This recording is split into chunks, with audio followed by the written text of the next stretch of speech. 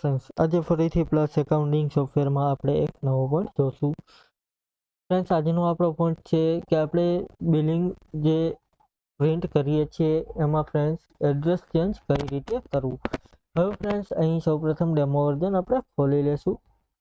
ત્યાર પછી અહીં ટ્રાન્ઝેક્શનમાં જઈ સેલ ઇનવોઇસમાં એક બિલ પ્રિન્ટ કરીશું. ફ્રેન્ડ્સ, અહીં આપણે બિલ પ્રિન્ટ કરીશું, કંટ્રોલ પી કરીશું.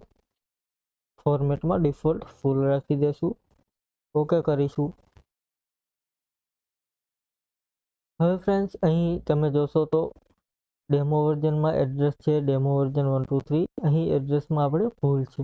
હવે ફ્રેન્ડ્સ, આ એડ્રેસમાં ભૂલ છે અથવા તો તમારે અહીં એડ્રેસ આવતું જ નથી અથવા તો તમારે એડ્રેસ આવે છે પરંતુ તમારે એડ્રેસ ચેન્જ કરવું છે, તો કઈ રીતે કરી શકીએ? તો અહીં સૌપ્રથમ માસ્ટરમાં જશું. એમાં ફ્રેન્ડ્સ ચેન્જ કંપની આપેલું છે અથવા તો તેની શોર્ટકટ કી છે ડાયરેક્ટ સી. અહીં સી કરશો તો તમને આવો ફોર્મેટ જોવા મળશે. એમાં ફ્રેન્ડ્સ એડિટ કરીશું અથવા શોર્ટકટ કી છે F4. હવે ફ્રેન્ડ્સ, અહીં રિપોર્ટ હેડરમાં તમે જોશો તો અહીં રિપોર્ટ હેડરમાં તમને એ એડ્રેસ જોવા મળશે. અહીં તમારે જે એડ્રેસ રાખવું છે એ એડ્રેસ તમે એડ કરી દેશો. અહીં અત્યારે આપણે એડ કરી દેશું સર્વે નંબર 1,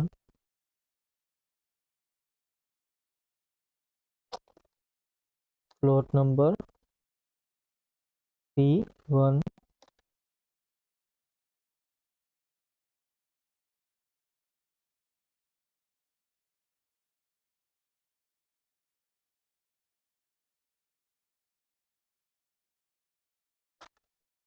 અહીં ફ્રેન્ડ્સ મેં રાખેલું છે address survey number 1, plot number P1, 8 national highway Dhuva Morbi અને પિનકોડ રાખી દેશું.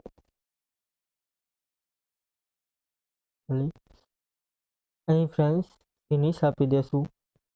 હવે ફ્રેન્ડ્સ, ડેમો વર્ઝન ફરીથી ખોલીશું. હવે ફ્રેન્ડ્સ, ટ્રાન્ઝેક્શનમાં જઈ સેલ એન્ટ્રીમાં ફરીથી બિલ પ્રિન્ટ કરીશું.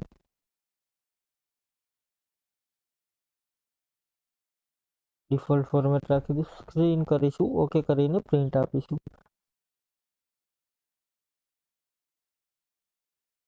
હવે ફ્રેન્ડ્સ, તમે જોશો તો તમને એડ્રેસ આ રીતનું જોવા મળશે, એટલે કે તમારે જે ચેન્જ એડ્રેસ કરવું હશે એ એડ્રેસ ચેન્જ થઈ જશે. Thank you friends. આજનો પોઈન્ટ અહીં પૂરો કરીએ. કાલે ફરીથી એક નવો પોઈન્ટ જોશું. Thank you.